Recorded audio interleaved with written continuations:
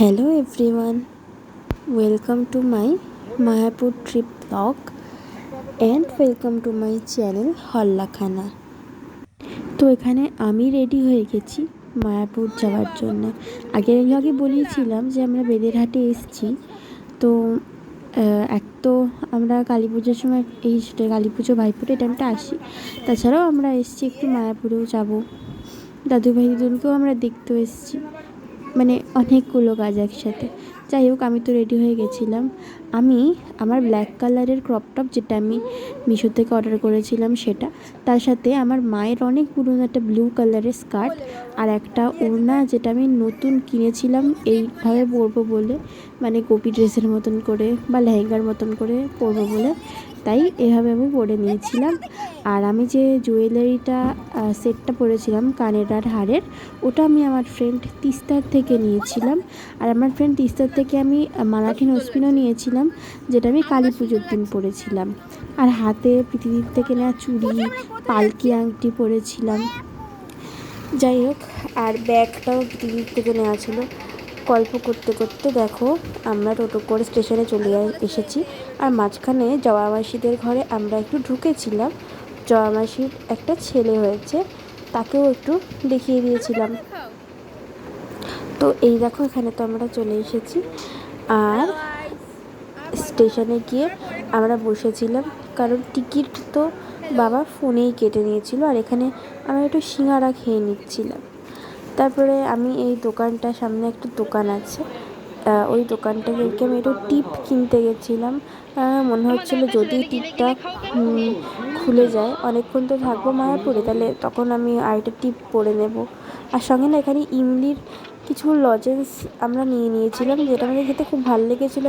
একবার খেয়েছিলাম, ভালো লেগেছিলো বলে বাবার থেকে আবার টাকা চেয়ে নিয়ে 10 টাকা চেয়ে আবার 10টা লজেন্স কিনেছিলাম। এখানে আমি আমার চুলটা একটুখানি ঠিক করছিলাম। তো দেখো এবার তারপরে আমাদের ট্রেন চলে এসেছিলো। ট্রেনে আমরা বসেছিলাম ঠিকই, কিন্তু ভিড় ছিল। মা দাঁড়িয়ে, মানে আমরা যে বগিতে উঠেছিলাম ওই বগিতে আমি, দিদুন, তিন্নি কোনোভাবে বসতে পেরেছিলাম, কিন্তু মা দাঁড়িয়েছিল, ওই জন্য মা সমানে না আমাদের মুখ ভেঙাচ্ছিল, মানে কী আর বলবো। আর বাকি মানে দাদু, তারপরে বাবা, ওরা আমাদের থেকে দূরে বসেছিল বা অন্য বগিতে বসেছিল। তো এটা আমরা এখানে বিষ্ণুপ্রিয়া হল্ট স্টেশনে চলে এসেছি। আর আমরা দিদুনের সাথে আস্তে আস্তে হাঁটছিলাম। দিদুনের পায়ে ব্যথা, তো দিদুন একটু আস্তে আস্তেই হাঁটে, তাই আমি আর তিনি দিদুনের সাথে সাথে হাঁটছিলাম। দিদুনের সাথে একটা ইনসিডেন্ট হয়েছে মায়াপুরে গিয়ে।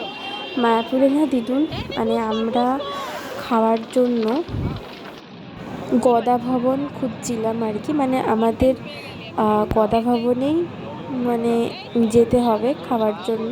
আমরা 80 টাকার কুপনগুলো কেটেছিলাম। তো গদা ভবনের দিকে যেতে গিয়ে দিদুন আমাদের থেকে না আলাদা হয়ে গেছিলো। তারপরে দাদুভাই আমাদের বললো যে দিদুনকে খুঁজে পাচ্ছে না। তারপর অনেক কষ্টে সৃষ্টে দিদুনকে খুঁজে পাওয়া গেছে।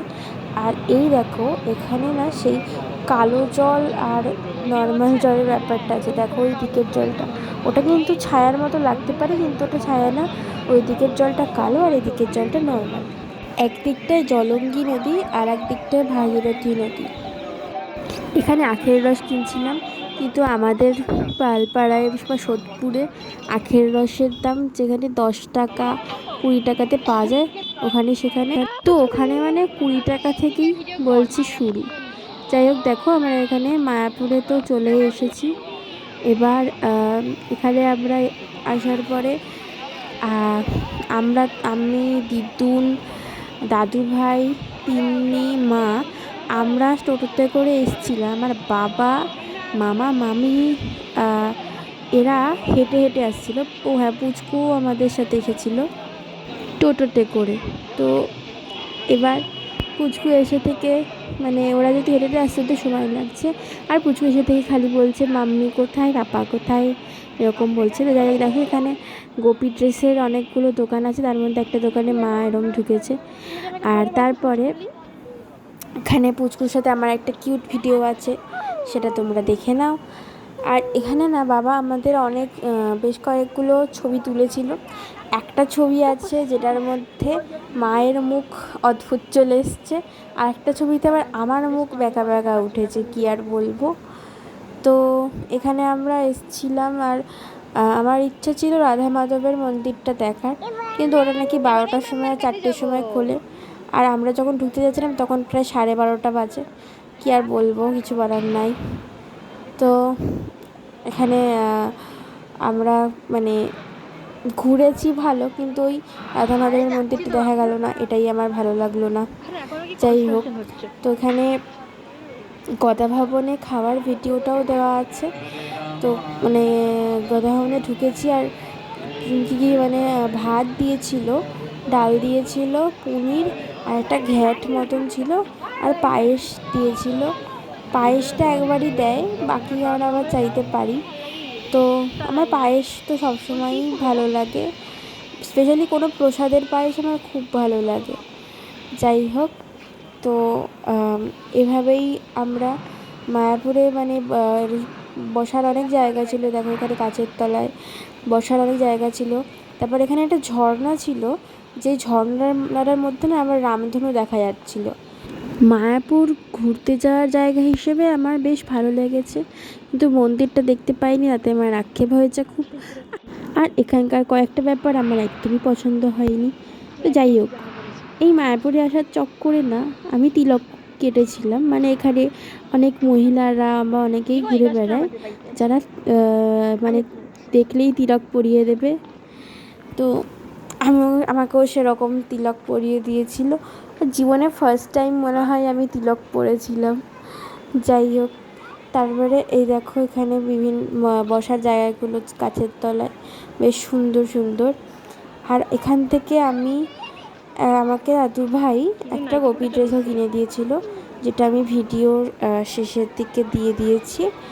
আর লাস্টে আমি আমাদের কিছু ফটোও দিয়ে দিয়েছি। তো তোমরা ব্লগটা শেষ পর্যন্ত দেখতে থাকো। আর আমার মামার বাড়ি আসার ব্লগে আমরা যখন টোটো করে যাচ্ছিলাম মামার বাড়িতে, তখন একটা মেয়ে আমার মায়ের পাশে বসেছিল, মেয়ে বা দিদিও হতে পারে। তো কোইন্সিডেন্টালি ওই মেয়েটার সাথে বিষ্ণুপ্রিয়া স্টেশনেও দেখা হয়ে গেছিলো।